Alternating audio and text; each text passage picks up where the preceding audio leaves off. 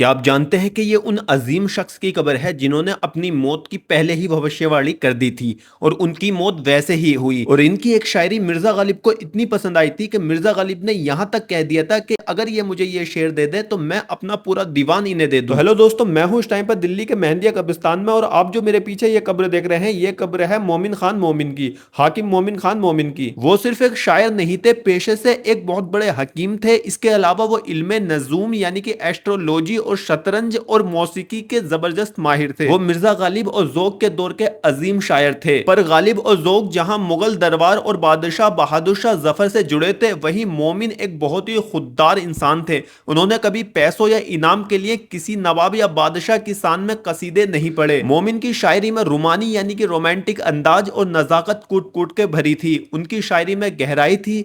उसका अंदाजा एक इस मशहूर वाक्य से लगाया जा सकता है। मोमिन का एक बेहद मशहूर शेर है कि तुम मेरे पास होते हो गोया जब कोई दूसरा नहीं होता।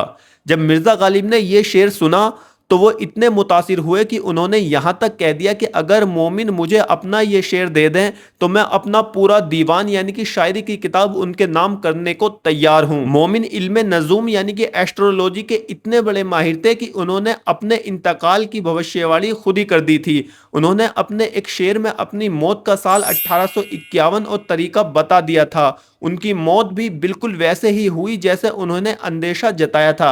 1851 में अपने ही घर की छत से गिर जाने के कारण उनके हाथ और पांव टूट गए थे, और उसी चोट की वजह से कुछ दिनों बाद उनका इंतकाल हो गया था। और पुरानी दिल्ली में उनके शतरंज खेलने के किस्से बहुत मशहूर थे। वो मुगल दिल्ली के सबसे बेहतरीन शतरंज खिलाड़ियों में शुमार होते थे। मोमिन खान मोमिन की आखिरी आरामगाह उसी मेहंदिया कब्रिस्तान में है जहां शाह वलीउल्लाह, शाह अब्दुल अजीज और मौलाना हिफ्जुर रहमान सिहोरवी दफन हैं।